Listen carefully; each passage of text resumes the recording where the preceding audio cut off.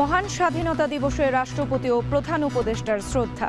মুক্তিযুদ্ধের চেতনায় নতুন বাংলাদেশ হবে সুখী ও সমৃদ্ধশালী, বললেন উপদেষ্টারা। সবাইকে নিয়ে একসাথে এগিয়ে যাওয়াটা হচ্ছে একটা বড় জায়গা আমাদের জন্য। দেশের প্রত্যেকটা নাগরিক যতক্ষণ পর্যন্ত না মনে করবে তিনি স্বাধীন, ততক্ষণ পর্যন্ত আসলে ভূখণ্ড স্বাধীন হয়ে কোনো লাভ নেই। জাতীয় স্মৃতিসৌধে সর্বস্তরের মানুষের ঢল। ৭১-এর বীর সন্তানদের স্মরণ করছে জাতি, সারা দেশে কুচকাওয়াজ। পরিবর্তিত প্রেক্ষাপটে আজ আমাদের অঙ্গীকার হোক যে এই দেশে কোনো ভেদাভেদ থাকবে না, সবাই যাতে তার যোগ্য সম্মানটা পায়। সার্বভৌমত্ব রক্ষায় ঐক্যবদ্ধ থাকার আহ্বান বিএনপির। গণ অভ্যুত্থানের মধ্য দিয়েই পুনরুজ্জীবিত ৭১, বলছে এনসিপি। আজ চীন সফরে যাচ্ছেন প্রধান উপদেষ্টা। রেল প্রকল্পে ২১,০০০ কোটি টাকার সমঝোতার আশা। আমদানি হবে নতুন ২০০ কোচ।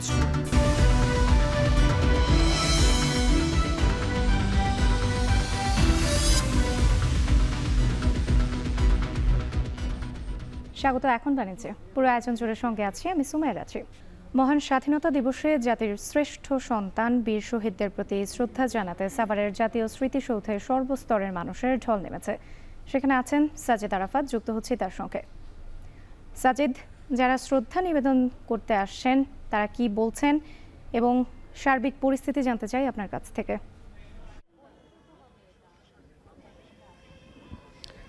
সার্বিক পরিস্থিতির বিষয়টি দিয়ে শুরু করতে চাই। আমরা যখন একেবারে ভোরের আলো ফোটার আগেই কিন্তু এখানে এসেছি, যে আনুষ্ঠানিকতাগুলো ছিল প্রধান উপদেষ্টা কিংবা রাষ্ট্রপতির, সেই আনুষ্ঠানিকতার পর জনসাধারণের জন্য এখানে উন্মুক্ত করে দেওয়া হয়। তারপরে দেখেছিলাম যে একেবারে সাধারণ মানুষের ঢল নেমেছিল, অর্থাৎ বিভিন্ন সংগঠনের নেতৃবৃন্দ, কর্মকর্তা সবাই কিন্তু ঢল নেমেছিল। সকাল ৯টা, ৯:৩০ পর্যন্ত একটা বড় অংশ আমরা দেখেছি এখানে একেবারে পুরো যে জাতীয় স্মৃতিসৌধ যে চত্বর সেখানে ভরে গিয়েছিল। তবে এর কিছুক্ষণ পরপরে আমরা দেখেছি কিছুটা ছন্দপতন ঘটেছে, অর্থাৎ এখন কিন্তু লোক সমাগম অনেকটাই কমে গিয়েছে। অর্থাৎ বেলা বাড়ার সাথে সাথে আমরা অন্য যে কোনো বারের তুলনায় কিন্তু এবার দেখছি একটু লোক সমাগম কম। কিন্তু কারণটা হচ্ছে ঈদের ছুটি শুরু হয়ে গিয়েছে। অনেকেই বলছেন যে তারা ঢাকার বাইরে চলে গিয়েছেন, বিভিন্ন শিক্ষা প্রতিষ্ঠানও বন্ধ হয়ে গিয়েছে, এবং আরেকটি বিষয় হলো রোজার মাস। এই দুইটি মিলিয়েই কিন্তু লোক সমাগম এবার অনেকখানি কম বলে এখানকার যারা রয়েছেন তারা বলছিলেন। এবং তবে আমরা দেখছি এখনও কিন্তু খণ্ড খণ্ডভাবে বিভিন্ন শিক্ষা প্রতিষ্ঠান, বিভিন্ন সরকারি, আধা সরকারি, বেসরকারি বা স্বায়ত্তশাসিত কিংবা এনজিও প্রতিষ্ঠান যেগুলো রয়েছে, সেগুলোর যে কর্মকর্তারা বা মানুষরা রয়েছেন তারাও কিন্তু খণ্ড খণ্ডভাবে আসছেন, এসে কিন্তু এই যে স্মৃতিসৌধের যে বেদি সেখানে শ্রদ্ধা নিবেদন করছেন। এবং সেই শ্রদ্ধা ভরে কিন্তু সারা দেশব্যাপী আজকে এই মহান স্বাধীনতা দিবস উদযাপন করা হচ্ছে। এবং সকাল থেকে আমরা দেখছিলাম অনেকের সঙ্গে এখানে কথা বলছে। আপনি যেটি প্রশ্ন করেছেন যে এখানকার মানুষ আসলে কি বলছেন, সবার মুখেই কিন্তু আমরা শুনছি যে নতুন বাংলাদেশ গড়ার প্রত্যয়। এই যে ৭১-এর চেতনাকে ধরে ২৪-এর যে গণ অভ্যুত্থান হলো তাকে কেন্দ্র করে এই দুটো অভ্যুত্থান, একটি মুক্তিযুদ্ধ এবং একটি গণ অভ্যুত্থান, এই দুটোর সামিলেই, এই দুটোর সামঞ্জস্যতাই কিন্তু আগামী দিনে বাংলাদেশকে এগিয়ে নিয়ে যেতে চায় তারা। এবং এই যে তারুণ্য কিংবা নতুন প্রজন্মের মানুষ যারা রয়েছেন তাদের হাত ধরে বাংলাদেশ আগামীতে এগিয়ে যাবে।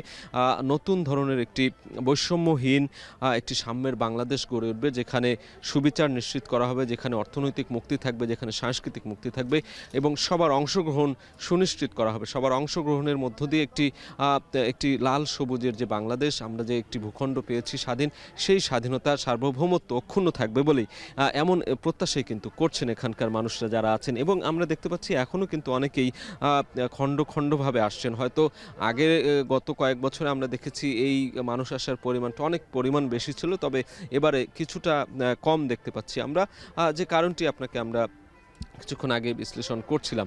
তো বেলা বাড়ার সাথে সাথে আমরা দেখছি এখানে বিভিন্ন রাজনৈতিক কর্মীরা এসেছেন। কিছুক্ষণ আগে নতুন যে দল এনসিপি, সেই এনসিপির নেতৃবৃন্দ এসেছিলেন, নাহিদ ইসলাম কথা বলেছেন, সেখানে আক্তার হোসেন ছিলেন, এছাড়া অন্যান্য নেতৃবৃন্দ ছিলেন। এছাড়া আমরা বিএনপির পক্ষ থেকে দেখেছি, বিএনপির পক্ষ থেকেও কিন্তু এখানে তাদের যে কেন্দ্রীয় বেশ কিছু নেতা এবং অঙ্গ সংগঠনগুলো রয়েছে তারা কিন্তু ফুল দিয়ে শ্রদ্ধা জানিয়েছেন। এবং অন্যান্য যে বাম সংগঠনগুলো বা অন্যান্য যে সাংস্কৃতিক সংগঠন, বাসদ কিংবা অন্যান্য যে ঢাকা বিশ্ববিদ্যালয়ের ভিসি, এছাড়া জাহাঙ্গীরনগর বিশ্ববিদ্যালয় সহ অনেক শিক্ষা প্রতিষ্ঠানের কর্মকর্তা শিক্ষার্থীকে আমরা দেখেছি যারা কিনা ঢাকায় অবস্থান করছেন এই মুহূর্তে। অনেকেই এখানে এসেছেন, কেউ কেউ হয়তো ছুটিতে গিয়েছেন বলে আমরা জানতে পেরেছি এবং সেই কারণে উপস্থিতিটা কম।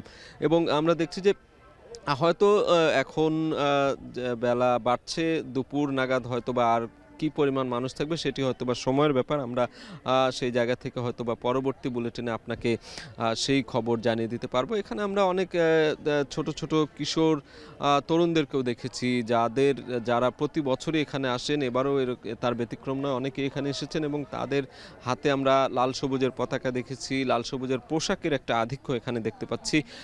সব মিলিয়ে বলা চলে যে এই যে স্বাধীনতা দিবস কিংবা জাতীয় দিবস, এটিকে উদযাপন করার যে কোনো ধরনের কমতি নেই আমরা দেখছি এবং সবাই কিন্তু তাদের যে এই উচ্ছ্বাস উদ্দীপনা, সেই উচ্ছ্বাস উদ্দীপনাটুকু কিন্তু রয়েছে এর মধ্যে আমরা সবার মাঝেই কিন্তু খেয়াল করছি। এবং যতই সময় গড়াচ্ছে অনেকেই আসছেন এখানে এবং সুশৃঙ্খলভাবে এই যে শহীদ বেদি যেটি রয়েছে, যেখানে ফুল দিয়ে শ্রদ্ধা নিবেদন করা হচ্ছে, সেটি ফুলে ফুলে ছেয়ে গেছে। শ্রদ্ধা অবনত অবস্থায় পুরো বাঙালি জাতি আজকের এই যে শ্রেষ্ঠ যে সন্তানরা রয়েছেন, সূর্য সন্তান, মুক্তিযুদ্ধে যাদের অবদান, মুক্তিযুদ্ধে যাদের আত্মত্যাগ, যাদের রক্তের বিনিময়ে আমরা এই বাংলাদেশ পেয়েছি, এই স্বাধীনতা পেয়েছি, সেই স্বাধীনতাকে অক্ষুণ্ণ রাখার যে প্রত্যাশা, সেই প্রত্যাশার কথাও কিন্তু আমরা বিভিন্ন মানুষের কণ্ঠে শুনেছি। এখানে আসা বয়োজ্যেষ্ঠ মানুষরা বলছিলেন যে আগামী দিনে তারুণ্যের উপরে নির্ভর করেই নতুন একটি বাংলাদেশ গড়ে উঠবে, একটি বৈষম্যহীন বাংলাদেশ গড়ে উঠবে যেখানে অর্থনৈতিক মুক্তি থাকবে এবং সেই অর্থনৈতিক মুক্তির জন্যই কিন্তু আমরা সেই পশ্চিম পাকিস্তানের কাছ থেকেই যে স্বাধীনতা বা যে বিজয় ছিনিয়ে এনেছি সেটি যেন অক্ষুণ্ণ থাকে আগামী দিনে। এই 54 বছরের বাংলাদেশ সব বাধা পেরিয়ে, সব জীর্ণতা পেরিয়ে আগামী দিনে আরও হাজার হাজার বছর সামনে দিকে এগিয়ে যাবে, এমন প্রত্যাশা কিন্তু এখানে করছিলেন। এবং এই ছিল আমার কাছে সাভারের জাতীয় স্মৃতিসৌধ প্রাঙ্গণ থেকে এই মুহূর্তের সবশেষ খবর। সাভারের জাতীয় স্মৃতিসৌধ থেকে যুক্ত ছিলেন সাজিদ আরাফাত। মহান স্বাধীনতা ও জাতীয় দিবস আজ। সূর্যোদয়ের পরপরই জাতীয় স্মৃতিসৌধ ৭১-এর বীর শহীদদের প্রতি শ্রদ্ধা নিবেদন করেন রাষ্ট্রপতি মোহাম্মদ শাহাবুদ্দিন ও প্রধান উপদেষ্টা ডক্টর মোহাম্মদ ইউনূস। পরে প্রধান বিচারপতি ও উপদেষ্টা পরিষদের সদস্যরা শ্রদ্ধা নিবেদন করেন। এ সময় উপদেষ্টারা বলেন, মুক্তিযুদ্ধের চেতনায় নতুন বাংলাদেশ হবে সুখী ও সমৃদ্ধশালী। ব্যক্তি ও দলের ঊর্ধ্বে উঠে জাতীয় স্বার্থে সবাইকে ঐক্যবদ্ধ থাকার আহ্বান জানান তারা। হাসিব বিল্লার প্রতিবেদন।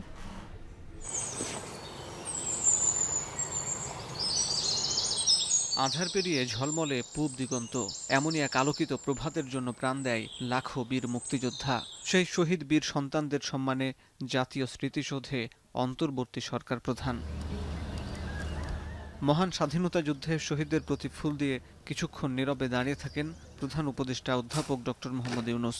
এ সময় সশস্ত্র সালাম জানায় ৩ বাহিনীর সদস্যরা।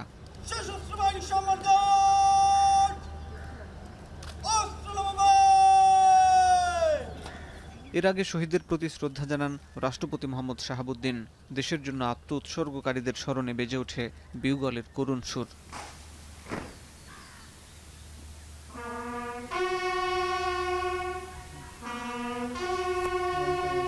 পরে শ্রদ্ধা জানান প্রধান বিচারপতি সহ সুপ্রিম কোর্টের বিচারপতিরা। বীরশ্রেষ্ঠ পরিবার, যুদ্ধাহত মুক্তিযোদ্ধারা সহযোদ্ধাদের স্মরণে পুষ্পস্তবক অর্পণ করেন। এরপর শহীদ বেদিতে ফুল দিয়ে শ্রদ্ধা জানান উপদেষ্টা পরিষদের সদস্যরা। শ্রদ্ধা জানান বাংলাদেশে দায়িত্বরত বিদেশি কূটনীতিকরা। শ্রদ্ধা নিবেদন শেষে উপদেষ্টা পরিষদের সদস্যরা বলেন, ৭১-এর অর্জিত স্বাধীনতা রক্ষায় ২৪-এর গণঅভ্যুত্থান হয়েছে। মুক্তিযুদ্ধের চেতনায় নতুন বাংলাদেশ হবে সুখী ও সমৃদ্ধশালী। ১৬ বছরে ফ্যাসিবাদ এই স্বাধীনতার যে কনসেপ্ট সেটাকে নষ্ট করে দিয়ে গেছে। ২৪ সেই স্বাধীনতাকে রক্ষা করেছে এবং ২৪-এর গণঅভ্যুত্থান আবার একটি রক্তক্ষয়ী গণঅভ্যুত্থানের মধ্য দিয়ে ৭১ অর্জিত স্বাধীনতাকে আমরা রক্ষা করার যেই কঠিন লড়াই, সেই লড়াইয়ের একটা অন্যতম ধাপ হচ্ছে ২৪। আমাদের সীমিত সময় আমরা অবশ্যই চেষ্টা করব যে মানুষকে এই বিচারের কিছু কিছু রায় যদি মানুষের সামনে দিতে পারি, তাদের মধ্যে যেন ওই আস্থাটা আসে যে সত্যি এই বর্বরতার একটা বিচার হবে। আমরা বাংলাদেশকে, নতুন বাংলাদেশকে আরও শক্তি সমৃদ্ধশালী দেশ হিসেবে গড়ে তুলব। বিশ্ব সমাজে যেন আমাদের কদর আরও বাড়ে। এ সময় জাতীয় স্বার্থে সবাইকে ঐক্যবদ্ধ থাকার আহ্বান জানান উপদেষ্টা পরিষদের সদস্যরা। অধিকার আদায়ের জন্য বাঙালির আন্দোলন সংগ্রাম শত শত বছরের। সাম্রাজ্যবাদী ব্রিটিশ বিরোধী আন্দোলন, পশ্চিম পাকিস্তানি শাসক গোষ্ঠীর শোষণ বঞ্চনার বিরুদ্ধে বাঙালির রক্তক্ষয়ী মুক্তিযুদ্ধ এবং সবশেষ আওয়ামী লীগের একনায়ক শাসন, ভোটাধিকার হরণ, গুম খুনের বিরুদ্ধে বৈষম্য বিরোধী ছাত্র আন্দোলন, অতঃপর রক্তাক্ত জুলাই গণ অভ্যুত্থান, এই সকল আন্দোলনের সাক্ষী হয়ে ঠায় দাঁড়িয়ে রয়েছে জাতীয় স্মৃতিসৌধ। জাতীয় স্মৃতিসৌধ থেকে হাসিব বিল্লাহ এখন। এদিকে দেশের স্বাধীনতা সার্বভৌমত্ব রক্ষায় সবাইকে ঐক্যবদ্ধ থাকার আহ্বান জানিয়েছেন বিএনপির স্থায়ী কমিটির সদস্য মির্জা আব্বাস। তিনি বলেন, দ্বিতীয় স্বাধীনতা বলতে কিছু নেই, ৭১-এর স্বাধীনতা ধরে রাখতে হবে। মহান স্বাধীনতা দিবসে শহীদদের স্মরণে সাভারের জাতীয় স্মৃতিসৌধে শ্রদ্ধা নিবেদন শেষে তিনি বলেন, রাজনৈতিক দলগুলোর মধ্যে অনৈক্য নেই, মত পার্থক্য রয়েছে। মহান স্বাধীনতা দিবসে শহীদদের স্মরণে সাভারের জাতীয় স্মৃতিসৌধে শ্রদ্ধা নিবেদন শেষে তিনি এসব কথা বলেন। যার যার রাজনৈতিক আদর্শ অনুযায়ী সমালোচনা হবে, তবে স্বাধীনতা সার্বভৌমত্ব রক্ষায় সব দল এক। এ সময় নির্বাচন প্রসঙ্গে তিনি বলেন, ডিসেম্বরের মধ্যেই নির্বাচন হবে। প্রধান উপদেষ্টার এই কথায় বিশ্বাস রাখতে চায় বিএনপি।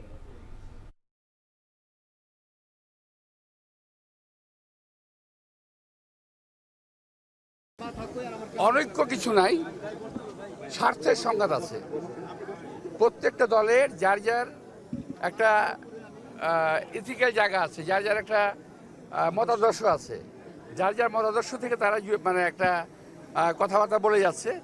এটা অনৈক্য আমি বলবো না, তবে যদি অনৈক্য কেউ বলে, এটাকে আমি এমন করে বলবো যে এমন সময় যদি কখনো আসে জাতীয় বৃহত্তর ঐক্যের প্রয়োজন পড়বে, দেশের স্বাধীনতা সার্বভৌমত্বের জন্য ঐক্যের প্রয়োজন পড়বে, তখন কিন্তু আমরা সবাই এক হয়ে যাবে।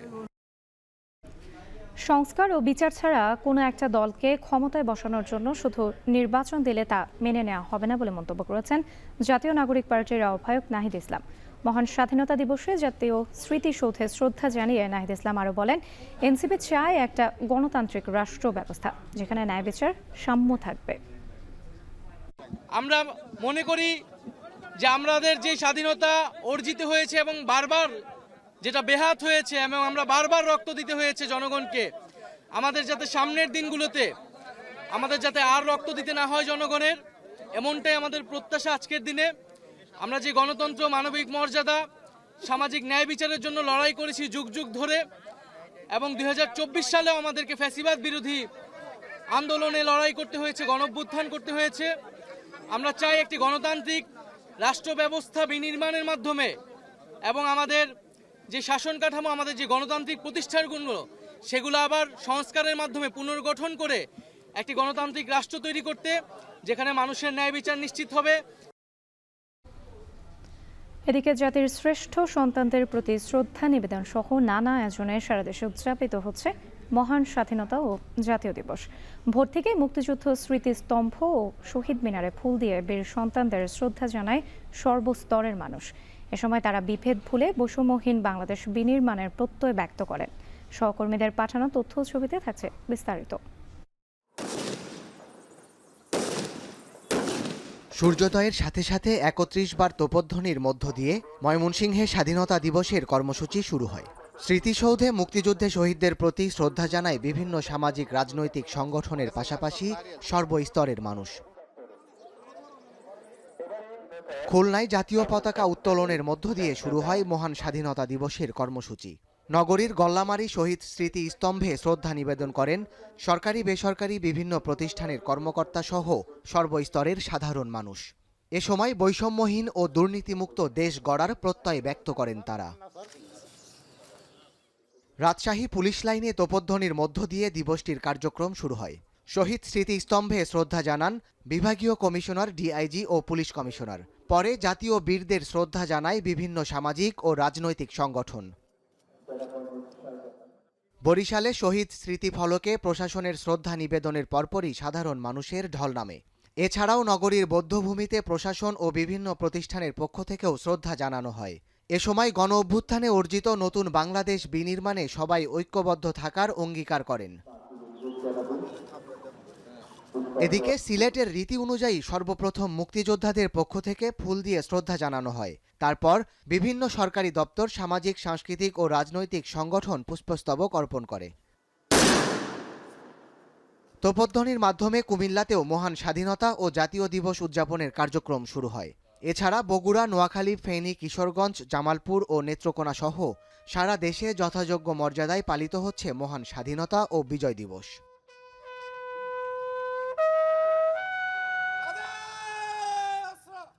সাদাত শাহেদ, এখন। কুচকাওয়াজ সহ নানা আয়োজনে সারা দেশে অনুষ্ঠিত হচ্ছে মহান স্বাধীনতা দিবসের আনুষ্ঠানিকতা। বিভিন্ন সাজ পোশাকে শারীরিক কসরতে বর্ণিল হয়ে ওঠে আয়োজন। সূর্যোদয়ের পর ফুলেল শ্রদ্ধায় মুখরিত হয় মুক্তিযুদ্ধের শহীদ স্মৃতিস্তম্ভ। পরে শুরু হয় কুচকাওয়াজ। ময়মনসিংহে কুচকাওয়াজে অংশ নেন স্কাউট সদস্য সহ সরকারি বেসরকারি শিক্ষা প্রতিষ্ঠানের শিক্ষার্থীরা। এ সময় অতিথিদের অভিবাদন জানান তারা। এছাড়াও কুমিল্লা, চট্টগ্রাম, সিলেট ও বরিশাল সহ সারা দেশে বর্ণিল কুচকাওয়াজ অনুষ্ঠিত হয়। এতে অংশ নিয়েছেন আগামীর নতুন বাংলাদেশ বিনির্মাণের স্বপ্নের কথাও জানান শিক্ষার্থীরা। এ সময় বৈষম্য দূর করে সাম্যের সমাজ গড়তে সবাইকে ঐক্যবদ্ধ হওয়ার আহ্বান জানানো হয়।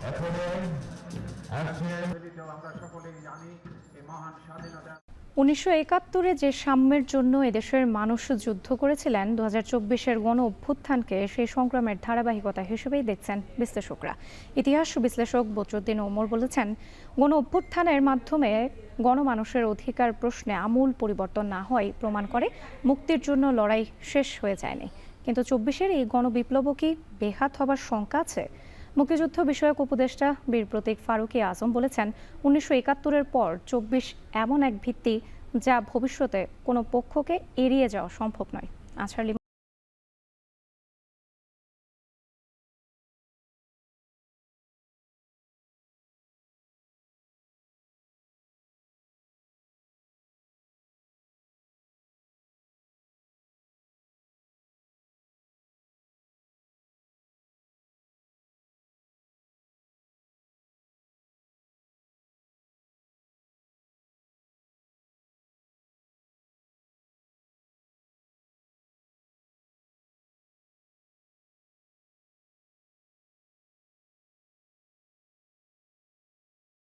দিয়েছেন, এতে দৃষ্টি ফিরবে না আর। যত্ন নিন ডান চোখের। ঢাকা বিশ্ববিদ্যালয় থেকে রাষ্ট্রবিজ্ঞানে সদ্য স্নাতকোত্তর শেষ করা চাকরি প্রার্থী এই তরুণ প্রাথমিক পরীক্ষায় নির্বাচিত হয়ে বাংলাদেশ সিভিল সার্ভিস লিখিত পরীক্ষার জন্য অপেক্ষমান। কিন্তু রক্তলাল জুলাই অপরিণামদর্শী করেছিল তাকেও। ফলাফল, গতির জীবনের পরিবর্তে এই সতর্ক পদভার। আমি লিখতে গেলে আমি যেখানে কলম ফেলি তার হাফ ইঞ্চি পাশে পড়ে, মানে আমি ডিটেক্ট করতে পারি না আমি কোথায় কলম ফেলবো। তো এই জন্য আমার লেখাটা এখন আমি ইজি করতে পারি নাই। আর পড়তে গেলে এই যে একটু আগে যখন করতেছিলাম, পড়তে গেলে হয় কি যে 5 মিনিট 10 মিনিট পড়তে গেলে এরপর প্রচুর ব্যথা হয়, পেইন হয়। এই চোখের খারাপ লাগার ব্যাপারটা হচ্ছে যে একই সাথে যাদের সাথে চাকরি আবেদন করছি, পরীক্ষা দিছি, তারা এখন চাকরি পরীক্ষা দিতেছে, রিটেন দিতেছে, ভাইবা দিতেছে। ওই একই আবেদন করা চাকরি আমি পরীক্ষায় বসতেই পারতেছি না পরীক্ষায়। আমি ব্যক্তিগতভাবে যেমন আমার ভবিষ্যৎ নিয়ে হতাশায়, এবং একই সাথে রাষ্ট্রের ভবিষ্যৎ কি হবে সেটা নিয়েও একটু হতাশা।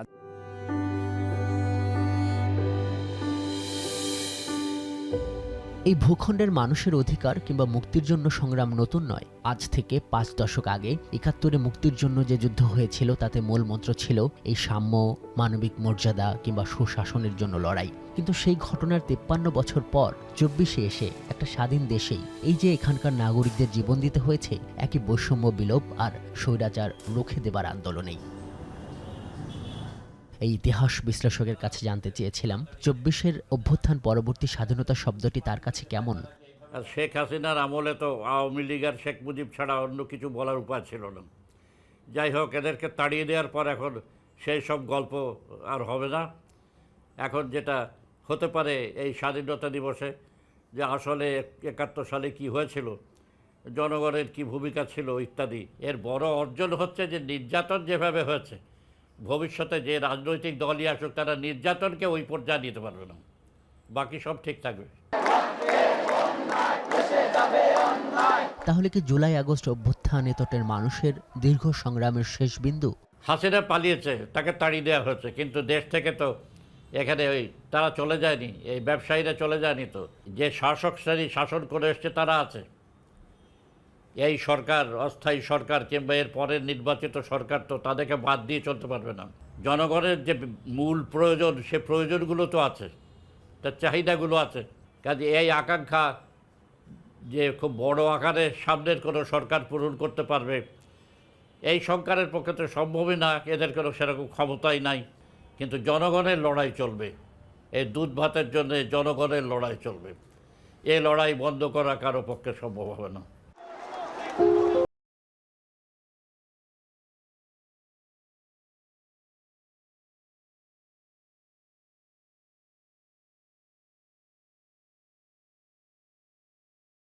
করার নয়। বীর প্রতীক ফারুক আজম, যিনি বর্তমান সরকারের মুক্তিযুদ্ধ বিষয়ক মন্ত্রণালয়ের উপদেষ্টা, প্রশ্ন করেছিলাম উত্তরণের জন্য 24 যদি বিরাট সুযোগ হয়, সেটা কাজে লাগাতে সরকারের দুর্বলতা কেন? আমরা এখন বদ্ধ জলাশয়ের থেকে যখন বাঁধ ছেড়ে যায়, তো নানান দিকে ঘূর্ণি দূষিত পানিরা বেরিয়ে যায়।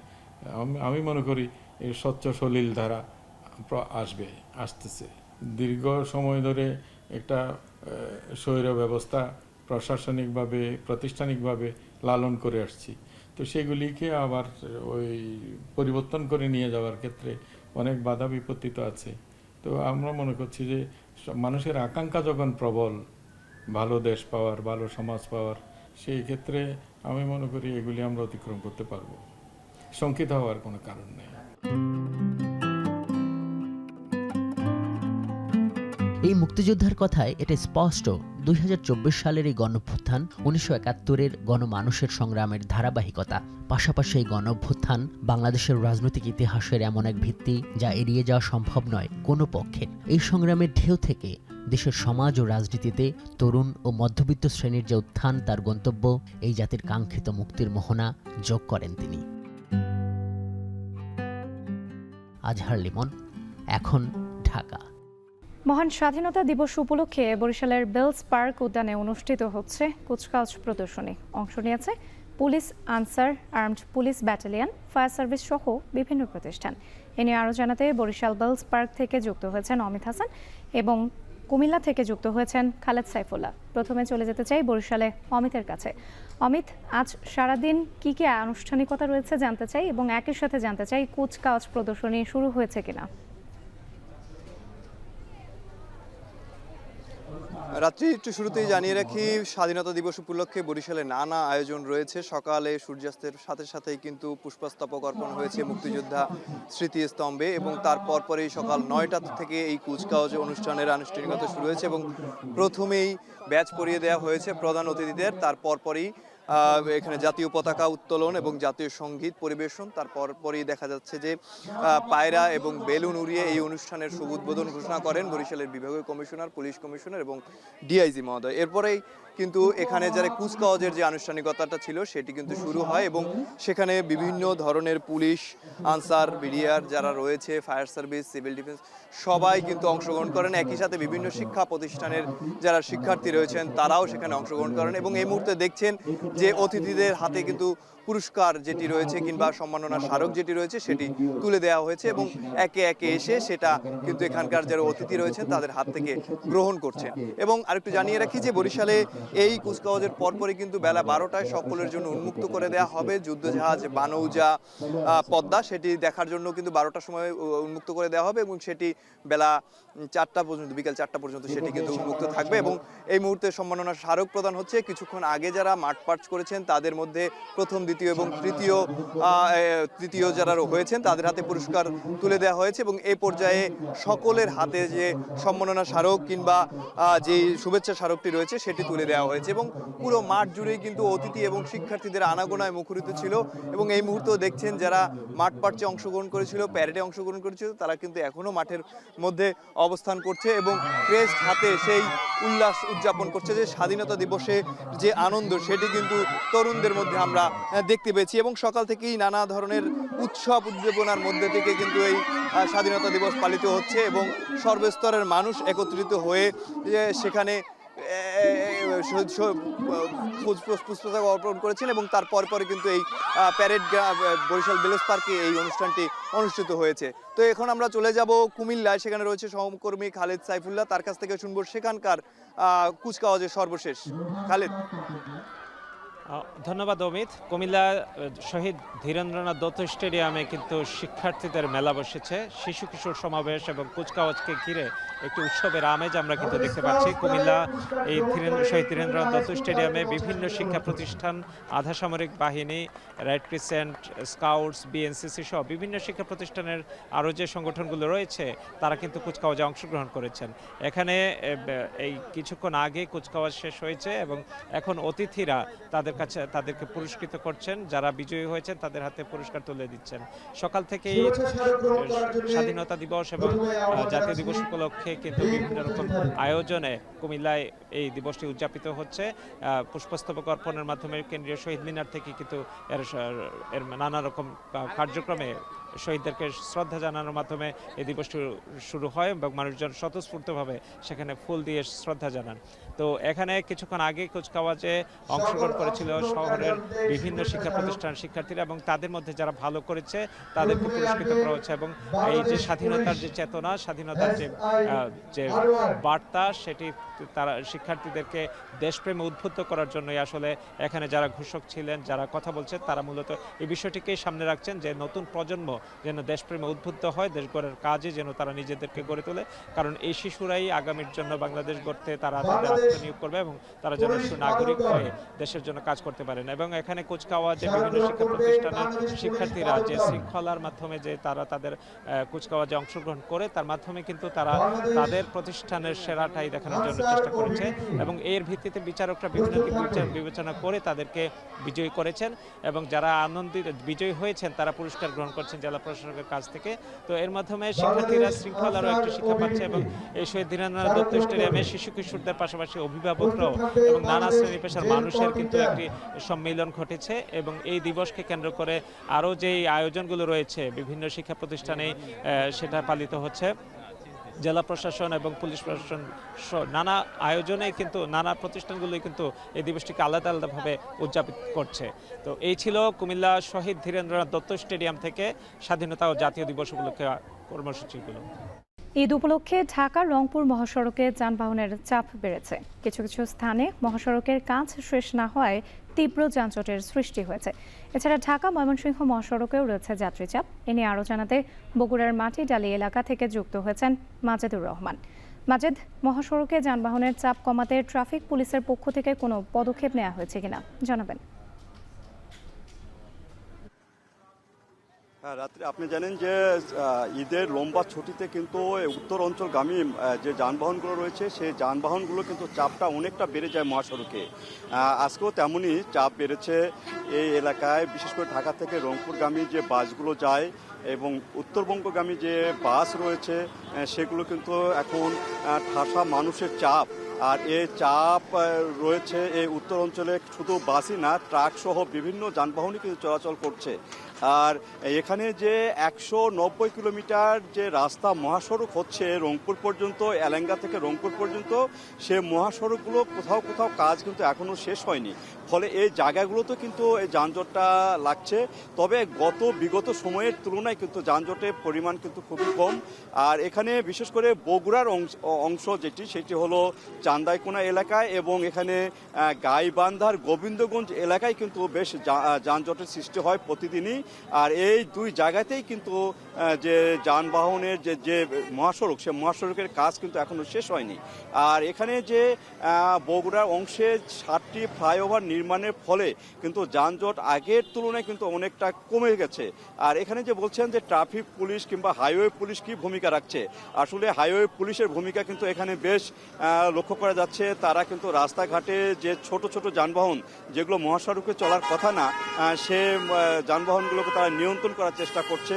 তাছাড়া ট্রাফিক আইন মেনে চলার জন্য তারা কিন্তু মাইকিং করছে এবং প্রতিটি মোড় এলাকায় কিন্তু তারা কিন্তু ডিউটি, তাদের যে প্রত্যাহিক যে ডিউটি, সেই ডিউটি কিন্তু তারা অব্যাহত রাখছে।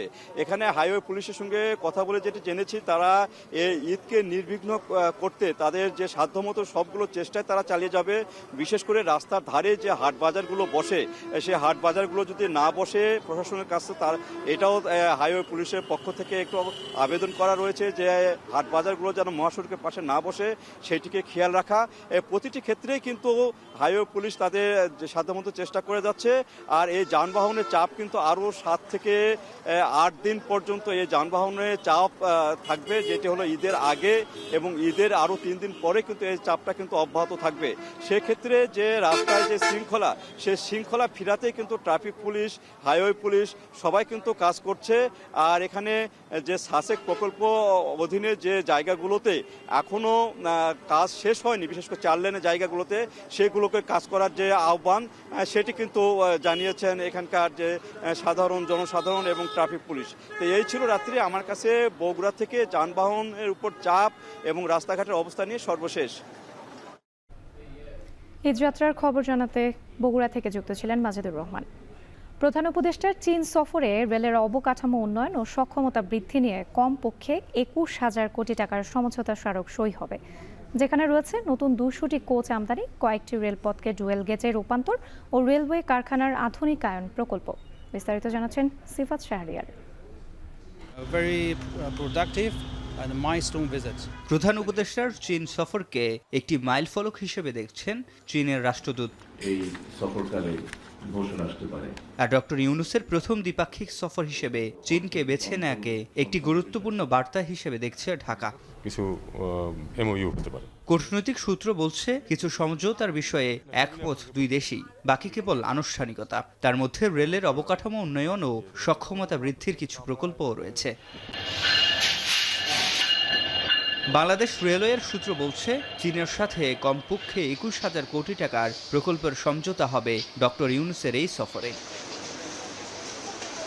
যার মধ্যে রয়েছে চীন থেকে নতুন 200টি কোচ আমদানি, যার বাজার মূল্য কমপক্ষে 1,000 কোটি টাকা। 200টা কোচ একটা অফার করেছে, এটা একটা বড় একটা অফার। সেই সাথে আখাউড়া টু সিলেট, জয়দেবপুর থেকে জামালপুর রেলপথকে ডুয়েল গেজে রূপান্তর, যার ব্যয় কমপক্ষে 20,000 কোটি টাকা। আমাদের কিছু ডুয়েল গেজ কনভার্সন লাইন আমাদের জয়দেবপুর থেকে জামালপুর এবং আখাউড়া সিলেট, এখানে প্রায় 350 কিলোমিটার রেল লাইন ডুয়েল গেছে। এই দুইটা প্রস্তাব, এই দুইটাই রোলিং স্টকের ক্ষেত্রে এখানে, আর ইনফ্রাস্ট্রাকচারের ক্ষেত্রে এই দুইটা বড় প্রস্তাব যাবে। আমাদের ওয়ার্কশপ আপগ্রেডেশনের কিছু প্রস্তাব আমরা করব। এখন টিভির সাথে একান্ত সাক্ষাৎকারে রেলওয়ে পরিচালক ও রেল সচিব বলেন, অবকাঠামোগত উন্নয়নের পাশাপাশি রেলের সক্ষমতা বৃদ্ধি নিয়েও আলোচনা হবে চীন সফরে। ঢাকা, পার্বতীপুর ও পাহাড়তলী কারখানা আধুনিকায়ন নিয়ে চীনের সহযোগিতা চাওয়া হবে। রেলওয়ের যে সমস্ত কারখানাগুলো রয়েছে সেগুলোর আধুনিকায়ন করা, ক্যারেজের এবং লোকোমোটিভের, সেগুলোর মডার্নাইজেশনের জন্য এটা বিশেষভাবে আমাদের মাননীয় উপদেষ্টা তাদের কাছে এই ব্যাপারগুলো উত্থাপন করবেন। এর আগে পদ্মা রেল সংযোগ প্রকল্প বাংলাদেশ এবং চীনের G2G অর্থায়নে বাস্তবায়িত হয়েছে, যার পুরোপুরি কাজ শেষ হবে চলতি বছর। সিফাত শাহরিয়ার, এখন ঢাকা। বোয়াও ফোরাম ফর এশিয়ার বার্ষিক সম্মেলনে যোগ দিতে আজ চীনে যাচ্ছেন প্রধান উপদেষ্টা ডক্টর মোহাম্মদ ইউনূস। ঐতিহাসিক এই সফরে প্রথমবারের মতো দ্বিপাক্ষিক বৈঠক করবেন চীনের প্রেসিডেন্ট শি জিনপিং এর সাথে। এ বিষয়ে বিস্তারিত জানাতে বোয়াং সম্মেলন স্থল থেকে যুক্ত হয়েছেন বেলায়েত হোসেন। বেলায়েত, এখন সম্মেলনে কি নিয়ে আলোচনা চলছে? প্রধান উপদেষ্টার এই সফরে কি কি আনুষ্ঠানিকতা থাকছে জানাবেন? রাত্রি, প্রধান উপদেষ্টার ঐতিহাসিক চীন সফর এটি বলা যায়, কারণ অন্তর্বর্তী সরকার দায়িত্ব নেওয়ার পর, অন্তর্বর্তী সরকার গঠনের পর এটি প্রথম দ্বিপাক্ষিক কোনো বৈঠক, দ্বিপাক্ষিক কোনো সফর যেটি অনুষ্ঠিত হবে চীনের প্রেসিডেন্ট শি জিনপিংয়ের সঙ্গে। এই বৈঠকটি মূলত এই যে সম্মেলন চলছে বোয়াও শহরে, সেই সম্মেলন থেকে কিন্তু বৈঠকটি বাংলাদেশের জন্য অত্যন্ত গুরুত্বপূর্ণ, কারণ চীনের সঙ্গে দীর্ঘদিনের যেই বাণিজ্যিক চুক্তি, দীর্ঘদিনের যেই নানা বিষয় জড়িয়ে আছে, সেগুলোর অনেক কিছুর জট খুলে যেতে পারে এই সফর থেকে। আর আজকে বোয়াও সম্মেলন যদি নিয়ে একটু বলি, তাহলে বলা যায় যে এই সম্মেলনের আজকে দ্বিতীয় দিন চলছে। 60টি দেশ ও অঞ্চলের প্রতিনিধিরা এরা অংশ নিয়েছেন এবং 1100 সাংবাদিক, বিদেশি সাংবাদিক এই সম্মেলনে উপস্থিত রয়েছেন। এই সম্মেলনে এশিয়া মহাদেশের বাংলাদেশের এক দেশের সঙ্গে আরেক দেশের নানা ধরনের বাণিজ্যিক যোগাযোগ, নানা ধরনের প্রযুক্তিগত যোগাযোগ নিয়ে গুরুত্বের সঙ্গে আলোচনা চলছে। বাংলাদেশের প্রধান উপদেষ্টা ডক্টর মোহাম্মদ ইউনূস তিনি আজকেই স্বাধীনতা দিবসের আনুষ্ঠানিকতা শেষ করে তিনি চীনের উদ্দেশ্যে রওনা হবেন। চীনের বিশেষ বিমান পাঠানো হয়েছে তার জন্য, সেই বিমানে তিনি সরাসরি হাইনান প্রদেশের এই বোয়াও শহরে চলে আসবেন, এখানে এসে সম্মেলনে যোগ দেবেন। সম্মেলনে তিনি কিছু আনুষ্ঠানিকতা শেষ করে এখান থেকে তিনি বেইজিংয়ে চলে যাবেন। বেইজিংয়ে কিন্তু চীনের প্রেসিডেন্টের সঙ্গে তার যে দ্বিপাক্ষিক বৈঠক অনুষ্ঠিত হবে, সেই দ্বিপাক্ষিক বৈঠকে নানা বিষয় আলোচিত হতে পারে। যদি একদম ছোট ছোট বিষয়গুলো বলি তাহলে বলা যায় যে চীন থেকে বাংলাদেশের মোটা দাগে কয়েকটি পণ্য রপ্তানি করার বিষয় আগ্রহ দেখানো হয়েছে, বিশেষ করে আম, কাঁঠাল, পেয়ারার বিষয়ে আগ্রহ দেখানো হয়েছে। আমের ব্যাপারে বলা হচ্ছে বাংলাদেশ সরকারের পক্ষ থেকে যে বাংলাদেশে প্রতি বছর যে পরিমাণ আম উৎপাদন হয়, যেই পরিমাণ আম নষ্ট হয়ে যায় তার থেকে অনেক বেশি আম চীন নিয়ে আসবে একদম ভালো দাম দিয়ে। এর বাইরে তারা কাঁঠাল এবং পেয়ারার বিষয়ে আগ্রহ দেখিয়েছে। আর বড় মোটা দাগে যেটি বাংলাদেশের জন্য সুসংবাদ বয়ে আনতে পারে সেটি হচ্ছে বড় দুটি আশার দিক, আশার সম্ভাবনার দ্বার খুলে যাচ্ছে। সেটিও হয়তোবা ধারণা করা হচ্ছে প্রধান উপদেষ্টার এই ঐতিহাসিক সফরে তিস্তা মহাপরিকল্পনার যে আধারে 25 বছর কেটে গেল সেই আধারটা কেটে যাবে এবং এই তিস্তা মহাপরিকল্পনার চুক্তি নবায়ন হতে পারে চীনের সঙ্গে, যেটি বিএনপির পক্ষ থেকেও দাবি ছিল এবং বিএনপিরও রাজনৈতিক প্রতিশ্রুতি ছিল। এর বাইরে আরেকটি আলোচনা আমরা শুনতে পাচ্ছি, সেটি হচ্ছে বিগত আওয়ামী লীগ সরকারের আমলে চীনের সঙ্গে যে ঋণ চুক্তি হয়েছিল, এখান থেকে যে বিদেশি ঋণ নেওয়া হয়েছিল বাংলাদেশে, সেখানে যে কঠিন শর্তে ঋণ নেওয়া হয়েছিল যার সুদ হার 5 থেকে $6 উপরে, সেখানে এই সুদ হারকে কমিয়ে একেবারে সহজ শর্তে সর্বনিম্ন সুদ হার কীভাবে নিয়ে আসা যায় সেই চেষ্টা প্রধান উপদেষ্টা করবেন। শি জিনপিংয়ের সঙ্গে সেই আলোচনায় অনুষ্ঠিত হবে, সেই আলোচনা তিনি করবেন। সব মিলিয়ে প্রধান উপদেষ্টার দপ্তর থেকেও বারবার বলা হচ্ছে যে এই যাবৎকাল প্রধান উপদেষ্টা যতগুলো সফর করেছেন, যতগুলো বৈঠক করেছেন, সবচেয়ে বেশি গুরুত্বপূর্ণ সফর এই চীন সফর এবং সবচেয়ে গুরুত্বপূর্ণ বৈঠক চীনের প্রেসিডেন্ট শি জিনপিংয়ের সঙ্গে। মূলত এখানে অন্যান্য দেশের যে রাষ্ট্রপ্রধানরা এসেছেন তারা শুধুমাত্র বোয়াও সম্মেলনের উদ্দেশ্যে কিন্তু এসেছেন, আর বাংলাদেশের প্রধান উপদেষ্টা কিন্তু শুধুমাত্র সম্মেলনের উদ্দেশ্যে আসছেন না, তিনি সম্মেলনে যোগ দেবেন। সম্মেলনে যোগ দেওয়ার পাশাপাশি তার সবচেয়ে গুরুত্বপূর্ণ যে আয়োজন, সবচেয়ে গুরুত্বপূর্ণ অনুষ্ঠান সেটি হচ্ছে চীনের প্রেসিডেন্টের সঙ্গে তার দ্বিপাক্ষিক বৈঠক। এর বাইরে তিনি পিকিং বিশ্ববিদ্যালয়ের শিক্ষার্থীদের উদ্দেশ্যে তিনি বক্তব্য দিবেন এবং পিকিং বিশ্ববিদ্যালয় থেকে তাকে ডক্টরেট ডিগ্রি প্রদান করা হবে সম্মাননা সূচক হিসাবে। আরও এখানকার যেই মুসলিম কমিউনিটি আছে তাদের সঙ্গে তিনি একটি ইফতার আয়োজনে অংশ নেওয়ার কথা রয়েছে। তো সব মিলিয়ে আমরা চীনের বোয়াও শহর থেকে অপেক্ষা করছি প্রধান উপদেষ্টা আসবেন, তিনি এই সম্মেলনে যোগ দেবেন এবং চীনের প্রেসিডেন্টের সঙ্গে বৈঠক অনুষ্ঠিত হবে। তো এই ছিল আমার কাছে এখনকার মতো বোয়াও শহর থেকে। বোয়াও ফোরাম ফর এশিয়ার বার্ষিক সম্মেলনে যোগ দিতে আজ চীনে যাচ্ছেন প্রধান উপদেষ্টা ডক্টর মোহাম্মদ ইউনূস। এ নিয়ে বিস্তারিত জানাতে আমাদের সঙ্গে যুক্ত ছিলেন বেলায়েত হোসেন। শেষ করছি এখন বাণিজ্য, যাওয়ার আগে শিরোনামগুলো আরও একবার।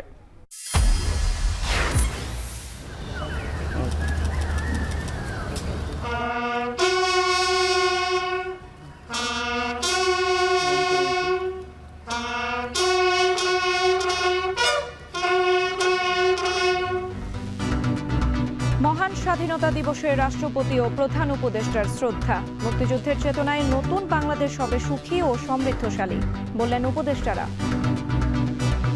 সবাইকে নিয়ে একসাথে এগিয়ে যাওয়াটা হচ্ছে একটা বড় জায়গা আমাদের জন্য। দেশের প্রত্যেকটা নাগরিক যতক্ষণ পর্যন্ত না মনে করবে তিনি স্বাধীন, ততক্ষণ পর্যন্ত আসলে ভূখণ্ড স্বাধীন হয়ে কোনো লাভ নেই। জাতীয় স্মৃতিসৌধে সর্বস্তরের মানুষের ঢল। ৭১-এর বীর সন্তানদের স্মরণ করছে জাতি, সারা দেশে কুচকাওয়াজ। পরিবর্তিত প্রেক্ষাপটে আজ আমাদের অঙ্গীকার হোক যে এই দেশে কোনো ভেদাভেদ থাকবে না, সবাই যাতে তার যোগ্য সম্মানটা পায়। সার্বভৌমত্ব রক্ষায় ঐক্যবদ্ধ থাকার আহ্বান বিএনপির। গণ অভ্যুত্থানের মধ্য দিয়েই পুনরুজ্জীবিত ৭১, বলছে এনসিপি।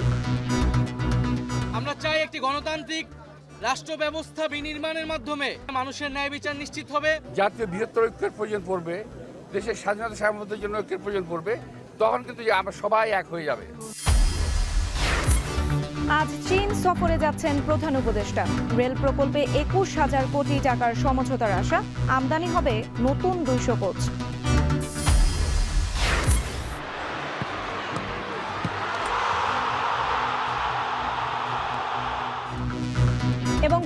মাঠে ব্রাজিলকে 4-1 গোলে বিধ্বস্ত করল Argentina. Uruguay Bolivia match draw হয়, বিশ্বকাপ নিশ্চিত তাদের। এই ছিল এখন বাণিজ্যের আয়োজনে। এতক্ষণ সাথে থাকার জন্য ধন্যবাদ।